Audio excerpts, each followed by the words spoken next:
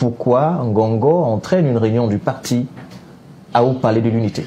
Vous êtes avocat. Si je voulais faire une petite comparaison, je pense que dans leur esprit, ils ont dû se dire que il arrive parfois que en France, le président de la République, ça s'est vu sous les derniers présidents, qui reçoivent parfois les majorités dont ils sont issus. Bon, sauf que là, vraiment dans le cas qui nous concerne, j'avoue que pour moi tout est faux, pratiquement. Tout est faux.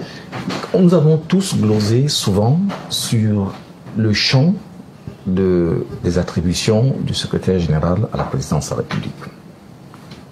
On sait que depuis un certain temps, le décret qui les nomme, comme ça a été le cas pour lui, et je pense également pour tous ses prédécesseurs, leur offre une telle palette de pouvoir qu'on se pose souvent la question de savoir est-ce que c'est une délégation de signature ou c'est pas une délégation de pouvoir, c'est-à-dire en fait qu'en gros, est-ce qu'ils ne sont pas califes à la place du calife? Donc là, on peut l'imaginer dans le cadre de l'exercice du pouvoir exécutif. Parce que comme vous l'avez compris, le président de la République est à la fois le chef de l'exécutif, quoi qu'on dise, oui, mais également le président d'une formation politique. Qu'on puisse imaginer qu'il y ait extension ou délégation des fonctions du président de la République vers le secrétaire général du président de la République, de la présidence de la République, ça peut se concevoir encore. La taille de cette délégation peut se discuter. En revanche, là, il ne s'agit pas de fonctions étatiques. Il s'agit tout simplement des fonctions politiques, plutôt partisanes du parti qui est le RDPC. D'où vient-il qu'elles viennent à se tenir au Palais de l'Unité, qui, de mon point de vue, est censé être la maison commune, votre mot introductif. Tout à fait, un point neutre. Tout à fait. Tout indiqué à un moment sensible, où on est précisément en train de rechercher l'élection du président de la République. Et ce n'est pas le président de la République qui est l'élu, normalement. Celui qui se présente devant le peuple, c'est le secrétaire général, c'est-à-dire un tiers. Je vous assure que j'ai du mal à comprendre. Mais là encore, on est dans un mélange de genres qui est un peu du type auquel on a toujours assisté. Et je pense que tout le septennat qui est en train de s'achever a accru le phénomène que l'on voyait se dessiner, se profiler progressivement à l'horizon, mais que sans doute un tout petit peu la situation actuelle, c'est-à-dire les capacités du président de la République ont augmenté, ont accru, de sorte qu'aujourd'hui on assiste à des choses qui sont totalement hallucinantes. Le secrétaire général de SGPR ne peut pas intervenir puisqu'il s'agit des activités du parti, d'ailleurs il me semble. Le paradoxe, je pense que dans les dernières, il y a eu des nominations qui sont intervenues au cours desquelles on a eu l'impression que Ngongo avait été mis de côté à l'intérieur de la maison du parti. Central. Tout à fait. Comité central. Le comité central. Le bureau politique, ça. Alors, d'où vient-il quel est son rôle dans ce qui concerne... Justement, mais pour vous relancer, au niveau de l'opinion, on se disait, pour essayer peut-être en accord avec la hiérarchie du parti, c'est peut-être le secrétaire général, Jean Kuité, qui aurait dû organiser de tels travaux, et peut-être ça aurait dû se passer hors ou alors en dehors du Palais de l'Unité. Ça ne pouvait pas se passer ailleurs que dans les lieux qui sont censés abriter la maison du parti, le RDPC. C'est pour ça que je vous dis qu'on est dans une telle confusion. Et malheureusement, le pire dans l'affaire, et vous allez voir quand on va rentrer encore dans la période des élections, vous avez dans ce pays un tel mélange dans les esprits qu'on ne sait même plus démêler le faux du vrai, le vrai du vraisemblable, le bon du moins bon. Il y a dans le code pénal du Cameroun un article qu'on appelle la corruption électorale. C'est-à-dire que vous ne pouvez pas faire d'offres pendant les périodes électorales. Mais oui, vous allez voir à la télévision et même partout ailleurs, tous ces messieurs qui vont promettre monts et merveilles de façon ostensible, sans qu'eux-mêmes ne se rendent compte que ce qu'ils sont en train de faire n'est rien d'autre que entrer dans les éléments constitutifs de l'infraction. Et le public ne s'en plaint pas. C'est la même situation qu'on observe actuellement, au niveau du palais de l'Unité, qui, à mon avis, ne devrait pas du tout être le lieu où ce genre de rencontres doivent avoir lieu et où la personne qui les tient ne devrait pas être non plus celle qui les tient. Maître Claude Assira, alors on reviendra à vous dans un instant. Thierry Micom, vous avez vécu cette actualité-là au sein d'une formation politique de l'opposition qui brille également un mandat à Etoudi, comme on le dit, ou alors au Palais de l'Unité. Quelle réaction a été la vôtre de constater cela? Est-ce que c'est un choc? Est-ce que c'est une sorte de on est habitué, ou alors tout simplement de la colère? Un peu des trois, mon cher Raoul Xavier. Mais je voudrais faire ici une analyse tridimensionnelle, si vous me permettez. Vous avez la parole. Donc, le premier point du triptyque, c'est une analyse du point de vue de l'appareil de l'ordre gouvernant. Alors, il n'aura échappé à personne, c'est un secret de Polichinelle, c'est une la palissade carrément, de savoir qu'un certain nombre de ministres de la République ont démissionné. Et les ministres de l'alliance de la majorité présidentielle se sont écartés, se sont désolidarisés de cette alliance il y a quelques jours. Alors, ça donne l'impression que la maison RDPC ou la majorité gouvernementale présidentielle est en train d'imploser. Oui. Je me dis que du point de vue du RDPC, c'était le moment de remobiliser les troupes.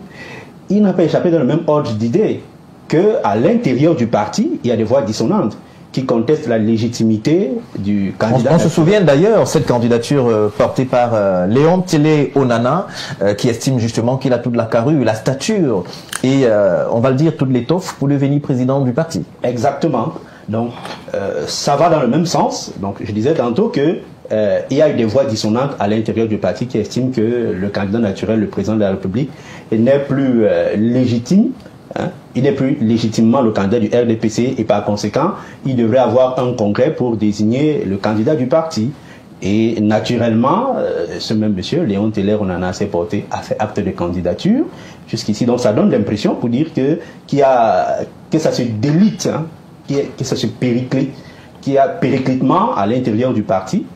Donc il était temps pour les caciques du RDPC de remobiliser les troupes. Question de faire savoir, et de la base au sommet, que voilà, nous tenons le gouvernail, que le parti, malgré les soubresauts, malgré tout ce qu'on observe, tient le bon bout. Mais un détail cependant, malgré cette mobilisation, l'endroit qui est un lieu symbolique, hautement symbolique pour tous les Camerounais, est-ce que cela ne pose pas un problème? Maître Assira l'a dit tout à l'heure, et je corrobore ce qu'il dit, en effet, le palais de l'unité devrait être la chose, la Respublica, la chose de tout le monde. Tout à fait. Voilà. Donc, c'est la maison de tout le monde, c'est la maison de la République. Et que des réunions hautement partisanes comme celle-là se déroulent à l'intérieur, à titre personnel, ça me dérange un peu. L'élégance, la galanterie politique aurait voulu que cela se tienne à la maison du parti, ou bien, je ne sais pas trop où, dans un endroit neutre. Tout à fait. Un hôtel aurait bien fait l'affaire. Ou même au Palais des Congrès. Au Palais des Congrès, par exemple. Même si là encore, c'est toujours la maison du peuple, si on peut le dire ainsi. Donc c'était le premier point de mon analyse, du point de vue de, de l'ordre gouvernant, j'ai envie de dire ça, parce que vous nous faisiez remarquer tout à l'heure qu'il n'y avait pas que les élus du RDPC qui étaient reçus, c'est bien dit dans le communiqué, les élus, les élites et les ministres. Tout à fait. Donc on comprend que c'est vraiment une remobilisation des troupes. Ça donne, notamment, ça me permet d'embrayer sur le second point de mon analyse. Allez-y. Oui. En effet, la population a comme impression, parce que cette remobilisation-là donne l'impression à la population, dans laquelle je fais partie, de laquelle je fais partie, et vous autres aussi, que le navire est en train de prendre de l'eau. Ok? Que le parti au pouvoir, et notamment celui qui incarne le parti au pouvoir, ou bien qui le dirige, ne tient plus le gouvernail. Cette réunion au sommet de l'État, c'est l'impression que cela nous donne. Maintenant, du point de vue des partis d'opposition, puisque je suis membre d'un parti d'opposition, c'est une aubaine. Je dois le reconnaître. Même si on ne saurait rire des déboires ou bien des malheurs qui touchent le voisin, mais je dirais que nous sommes en terrain politique et puis on agit sans état d'âme. Comme on dit, tous les coups sont permis en politique. Encore qu'on n'a pas. Tous les moyens sont bons lorsqu'ils sont efficaces. C'est une maxime qui est couramment usitée. Je suis d'accord, c'est une maxime qui prend tout son sens quand on est sur le terrain politique. Mais je dois rappeler jusqu'ici que ce n'est pas du fait de l'opposition, que ce soit la démission des ministres de la majorité présidentielle, que ce soit la contestation de la légitimité du président du parti, du candidat naturel du parti, ou encore la candidature d'un des membres du RDPC, ce n'est pas du fait des partis de l'opposition. Donc, pour revenir à mon analyse, c'est une aubaine pour les partis d'opposition. La démission d'abord, et puis les sorties incendiaires des démissionnaires, de ceux qui ont fait défection, nous montrent, nous confortent dans la position selon laquelle le Cameroun n'est plus dirigé.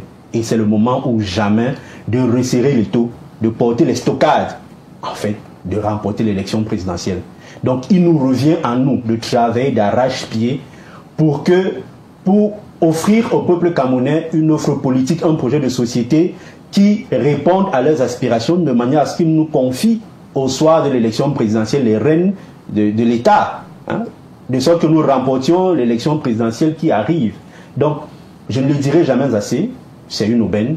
Ça nous montre que, ok, la voie est ouverte, tous les scénarios sont possibles, et je reste convaincu, je reste confiant, comme tous les Camerounais d'ailleurs, qu'au soir de la prochaine élection, c'est un parti qui remportera, et notamment ce sera le PCRN et son candidat naturel, le président Cabral Libi. C'est tout le mal que nous vous souhaitons, Thierry Minkom. Il nous a rejoint sur ce plateau Clément Jou, qui est d'ailleurs un habitué de ce plateau. Clément, bonsoir.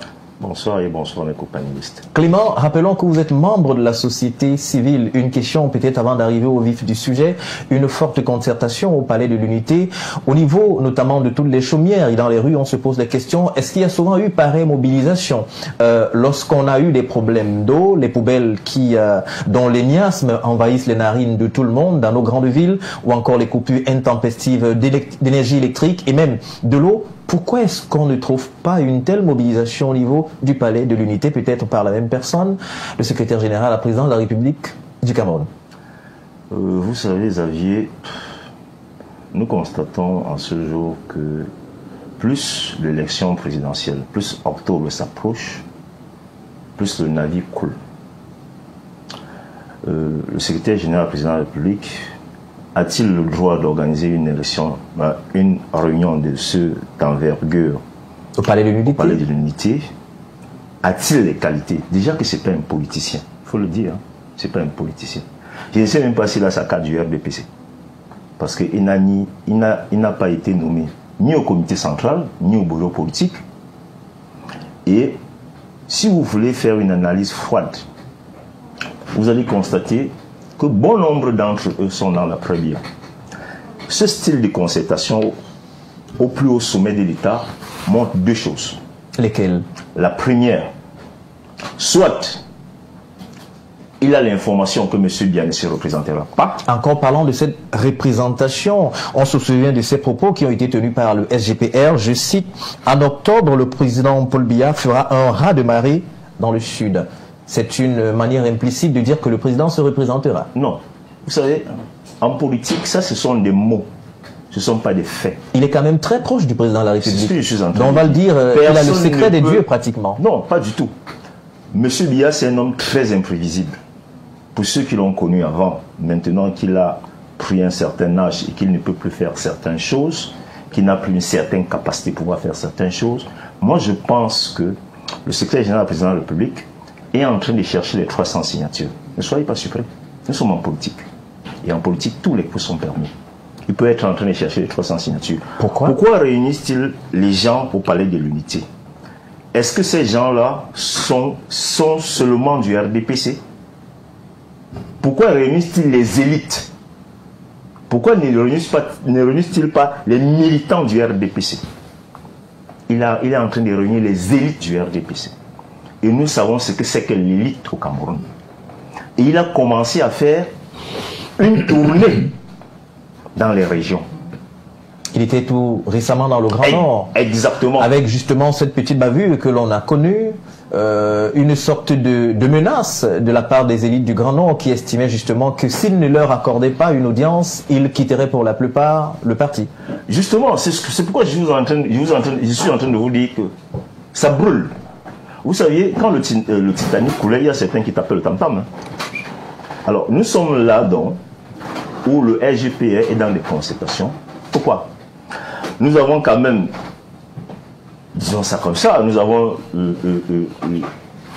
il y a deux grands ministres qui faisaient partie de leur alliance, qui ont quitté le navire. vous avez M. Issa Chiroma, vous avez M. Bello. Et il ne faut pas oublier que Issa a grandi pratiquement dans le salon d'Aïdjo. Avant de partir en France pour ses études. Exactement, avant de rentrer en 1975. Il ne faut pas oublier que Bello était le premier ministre de Biya. Et Bello est allé en exil après le putsch manqué de 1984. Qui est au Nigeria. Il ne faut pas oublier que les deux ont fait la prison. Et il ne faut pas oublier exactement que le Grand Nord garde cette caillou dans leurs chaussures. Mais je rappelle au parti d'opposition que ces deux tu référais, c'est-à-dire M. Issa et M. Bello, il faut faire très attention. Parce que ce n'est pas parce qu'un militaire a enlevé la tenue qu'il ne sait plus tirer. Il y a deux choses quand nous regardons. Vous constatez la concertation du SGPR, c'est parce que ça tremble. Vous avez suivi les déclarations de Grégoire Ouana après qu'il soit parti, après que les deux ministres soient partis. Vous avez suivi la déclaration de certains militants du RDPC. Qu'est-ce qu'ils disent? Qu'est-ce qui se passe dans les chaumières et sur les plateaux de télévision? Aujourd'hui, ils disent Bello Bouba est le leader de l'opposition. Quelle incongruité! Est-ce que vous pouvez voir le discours que tiennent les militants du RDPC sur les plateaux de télévision aujourd'hui? Alors du coup, ça nous amène à vous relancer ce discours, c'est-à-dire ce propos, ce qualificatif. Bello Bouba, leader de l'opposition, plusieurs presses en ont d'ailleurs repris notamment cette titraille-là. Et du coup, les gens se posent la question, est-ce que ce n'est pas une sorte d'arrangement au niveau notamment du gouvernement? C'est-à-dire, on sait qu'à ce moment, si beaucoup de ministres faisaient défection, ce serait une façon de troubler un peu, de jouer les troubles faits au niveau de l'opposition qui s'arrangeait déjà avec non seulement beaucoup de plateformes qui se mettaient en place, le groupe de Douala, entre autres. Est-ce que ce n'est pas une façon de désorganiser l'opposition désormais? Exactement. Et c'est une autre façon également de pouvoir se rassurer que si M. Biya partait et que M. Bello devenait président, on remplaçait tout simplement la fenêtre par la porte. Et que ceux qui ont détourné les fonds publics, puisque lui-même il fait partie de ce gouvernement-là, il va les couvrir. C'est ça la réalité. Alors, les partis d'opposition qui veulent prendre le pouvoir doivent tenir compte de ça. Moi, je parle, le groupe des Douala qui est en train de travailler avec le président Anissé Kane, avec Sambaka. D'ailleurs, il y a quelques jours, Sambaka et Anissé Kane ont rencontré Bello Bouba du côté du Grand Nord. Exactement. L'APC avec l'honorable Nietzsche. Qu'il soit prudent, très prudent, parce que nous avons constaté que quand vous entendez les journalistes camerounais, ceux qui sont proches du pouvoir, dire que M. Issa a rencontré le président de la République le 28 février. Et que ce n'est pas évident qu'ils viennent dire que ça fait longtemps que le président de la République ne tient plus le Conseil des ministres, que ça fait 14 ans que le président de la République ne gouverne plus, alors qu'il a rencontré il y a moins de 5 mois. Ça veut dire deux choses. Vous pouvez rencontrer quelqu'un et vous constatez qu'il n'est plus lucide. Nous avons vu le cas de Bourguiba. Nous avons vu le cas d'Ali Bongo. Alors, il y a plein de cas. Alors, on ne peut pas être aujourd'hui en train de reprocher à Issa que pourquoi a-t-il quitté le navire. Mais, je dis tout simplement que ces ministres-là aujourd'hui, il faut que l'opposition soit très prudente. Parce qu'en principe, nous sommes là en politique. Et le monde n'appartient pas aux justes, il appartient aux stratèges. Si les partis d'opposition n'utilisent pas des stratégies pour contrecarrer, et la meilleure stratégie serait que c'est eux, M. Bello et M. Issa, qui se rallient aux autres partis, même s'il y a concertation. En ce moment donné, ils montreront au moins au peuple camerounais leur crédibilité. Dans le cas contraire, ils sont en train de jouer le jeu du pouvoir. Il faut tenir compte de ça. Parce que c'est pour lucider les voix de l'opposition, puisque si vous regardez, en 2011, je pense que Biya a gagné avec 3 500 000 et poussières de voix. En 2018, 2 500 000 et poussières. Et 1 500 000 et poussières sortaient normalement dans la partie septentrionale du pays. Alors, si ceux-là viennent effriter les voix de l'opposition là-bas, vous constatez avec moi qu'ils veulent que M. Biya ait un autre mandat. Alors, au parti de l'opposition, d'utiliser des stratégies pour contrecarrer ça. Parce que c'est un mécanisme qu'ils sont en train de mettre sur pied. Merci Clément Anjou pour cette première prise de parole. Il nous a rejoint malgré les difficultés. Peut-être que lorsque vous serez président, c'est le mal qu'on vous souhaite, vous construirez les autoroutes et on pourra partir de Yaoundé pour Douala peut-être en 1 heure de temps ou 45 minutes. Cela est possible. Avec les autoroutes où les gens pourront rouler peut-être à 200 km à l'heure. Maître Tidissé, bonsoir et bienvenue sur le plateau. Bonsoir Xavier, bonsoir mon parrain, parce que c'est un doyen dans la profession et dans le milieu, même si en 2024, les portes ne nous ont pas été ouvertes. Bonsoir aux autres copanélistes. Bonsoir. Et concernant les routes, je ne veux pas faire de commentaires parce que je crois que il y a un proverbe baya qui dit que lorsqu'on a le derrière tordu, on ne va pas aux toilettes.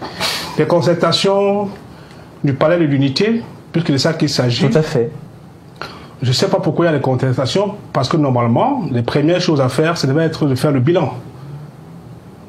Donc, voilà pour ma première prise de parole, en attendant, sauf si je continue. C'est-à-dire, oui, allez-y, quel bilan? Puisque vous avez embrayé. Le bilan de M. Ngongo, ministre d'État, secrétaire général de la présidence de la République, parce que en réalité, c'est lui qui gère le pays depuis 7 ans. C'est lui qui gère. C'est quand même assez osé de le dire. Il faut encore en avoir les preuves. À la tête du Cameroun, on a encore le président de la République, son excellence. Il règne, mais il ne gouverne pas. Pour la différence? J'ai dit qu'il règne, il ne gouverne pas. C'est un monarque qui a des gens qui prennent... Un monarque. Oui, on est encore dans une république. Oui, oui, oui. Mais vous savez, votre plateau est un plateau très sérieux. Tout à fait. C'est la raison pour laquelle nous voulons édifier ceux qui nous regardent en ce moment. Monarque, président, il y a quand même un fossé entre les deux. Et chaque mot veut dire une chose bien précise. À date, quand vous regardez entre 2018 et 2025, citez-moi un seul secteur qui marche bien, en dehors de la publication des examens et concours par ordre alphabétique, en dehors de promotion par cooptation. Bref, je voudrais vous dire que les concertations qui se passent par l'unité sont une preuve par 10 de ce qu'il y a une classe administrative qui a pris en otage les partis politiques. Et je suis assez surpris, parce que je ne suis pas militant à ce parti, mais lorsque je regarde le bureau politique, le comité central, je crois qu'il ne fait pas partie de ces membres-là. Tout à fait. Et à cet effet, je voudrais m'interroger sur ceux qui sont sortis il y a quelques semaines pour gueuler sur tous les plateaux de télévision et dans les réseaux sociaux. Est-ce que le parti du feu, j'appelle pas la flamme, le parti du feu, parce que... Alors, certains diront que c'est le parti du flambeau.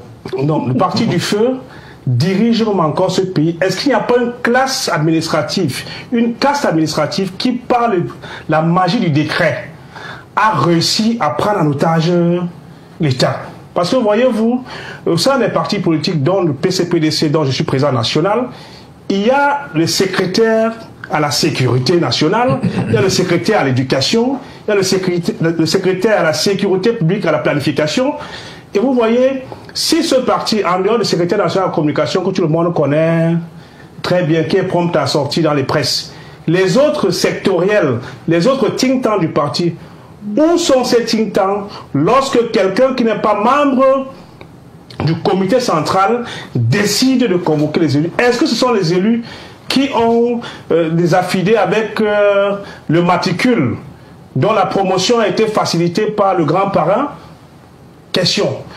Aujourd'hui, il est important que les partis politiques, il a dit tout à l'heure quelque chose, la formule opposition, c'est une formule qui est désuète.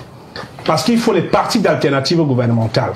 Les Camerounais attendent des solutions sur la sécurité, sur l'éducation, sur la santé, sur les infrastructures. Et donc, du coup, au lieu de se gargariser de ce que groupe de ceci, groupe de cela, on doit plutôt pouvoir converger les points en termes de programme. Parce que, voyez-vous, se déclarer candidat est une chose, mais avoir un programme de société en est une autre. Voilà ce que je voulais dire pour ma première prise de parole. Alors pour cette première prise de parole, on reste avec vous pour vous relancer. On s'est rendu compte que ces hautes concertations, elles étaient échelonnées sur 2 jours. Et on se souvient, le premier programme qui a été rendu public, on se souvient que chaque région devait être reçue par tour. Et d'ailleurs, sans tenir compte peut-être du contexte ou encore des éléments sociologiques, le Nord avait son jour, le Sud avait son jour. Mais il y a eu également d'autres jours où on s'est rendu compte évidemment que, par exemple, la Damawa et l'Ouest se sont retrouvés en concertation pratiquement le même jour et aux heures peut-être différentes. On a vu le Sud, j'allais dire le Sud-Ouest, l'Est et l'Ouest être réunis pour le même jour. Alors, question, pourquoi ne pas prendre tout le monde, puisqu'il s'agit peut-être d'une question de remobilisation des troupes, leur tenir le même langage? Est-ce que, en voyant ces personnes qui sont reçues des jours différents, ça veut des messages différents aussi? Vous savez, gouverner, c'est anticiper, c'est prévoir. Et vous avez bien fait d'évoquer le fait que la Damawa et l'Ouest ont été reçus le même jour, parce qu'au niveau de Marba, la Mapé, l'Ouest et la Damawa partagent une vaste zone. Vous avez les Tika qui tournent dans les 2 sens pratiquement. Bref, je voudrais vous dire qu'à date, cette façon de gérer le pays par procuration, si on parle des affaires du parti de la Flamme, puisque vous avez dit que ce parti du flambeau, si on parle des affaires du parti de la Flamme, il est normal que ce soit les mandataires de ce parti. Et d'ailleurs, nous n'avons pas intérêt à ce qu'il y ait de l'instabilité dans les autres partis politiques. Parce que, voyez-vous, quand on veut diriger une société, on s'assure que les corporations et tous les groupes sociaux sont stables. Parce que si vous êtes aux affaires et que vous avez le secteur des enseignants qui ne donne pas, le secteur des partis politiques qui ne donne pas parce que de temps à autre vous infiltrez quelques petits éléments pour perturber, vous ne pouvez pas gouverner. Le Cameroun a besoin aujourd'hui de la stabilité, de la concertation, mais une concertation qui va au-delà des hommes qui les incarnent. Parce que je voudrais m'interroger sur ces jeunes, ces cinquantenaires, ces soixantenaires qui pratiquement punissent un patriarche de cet âge qui a passé pratiquement toute sa vie aux affaires. La retraite n'est pas un crime. Il faut éviter le messianisme politique. Ne nous dites pas que Dieu avait envoyé le président Paul Biya. Sans lui, le Cameroun n'existera pas. Avant lui, il y avait le Cameroun. Pendant lui, il y a le Cameroun. Et après lui, il y aura le Cameroun. Et il est important de savoir que hypothéquer l'avenir de toute une nation en torturant un patriarche comme celui-là, où le laisser rentrer au village comme il avait lui-même indiqué. C'est vous qui le dites quand le torture. C'est un constat. C'est un constat. Vous savez, j'ai échangé encore il y a quelques jours avec un patriarche qui est de sa classe, qui le connaît très bien et qui a 85 ans, qui m'a encore répété hier matin quand j'allais au sport que franchement, lui, à ses 85 ans, il ne peut plus faire ce qu'il faisait quand il avait 21 ans. Donc, il a sa carte de vote, il n'ira pas le voter. Et les concertations qui sont faites là, vérifiez bien, tous ceux qui sont consultés sont en réalité dans ce qu'on appelle dans l'armée les chasseurs de l'air.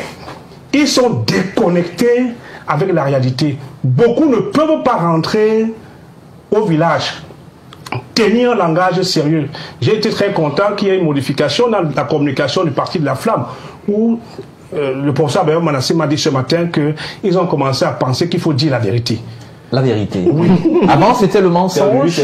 Non, mais il a dit sur un plateau de Canal Presse ce matin qu'il faut commencer à dire la vérité. Et je leur dis, be truthful to what we say to people. Because people are suffering. We cannot continue under this type of condition where all sectors of the society are troubled. We need to pass on another movement. We have the Prime Minister, when le Premier ministre était au Nord-Ouest la dernière fois, il est parti, il est resté à Bamenda. Je l'aurais bien invité le Premier ministre à partir à Ndop, à Djakiri, à Ngoketunja. Oui, Ndop, c'est dans Ngoketunja. Oui. Je l'aurais bien invité, puisqu'il connaît mieux au sud-ouest également, il serait parti à Yoké, à Mouyouka, ou bien seulement à Bangem, passant par Tombel ou Emoji, pour savoir que prendre les caméras, aller montrer aux yeux du monde entier comment il y a un contrôle. Parce que vous avez, dans ces zones, il y a les zones vertes, il y a les zones clignotantes, il y a les zones oranges. Vous comprenez que, jusqu'à date, toutes ces concertations n'ont servi à rien parce que les solutions adéquates à apporter au problème du Camerounais ne sont pas posées sur la table. Voyez-vous,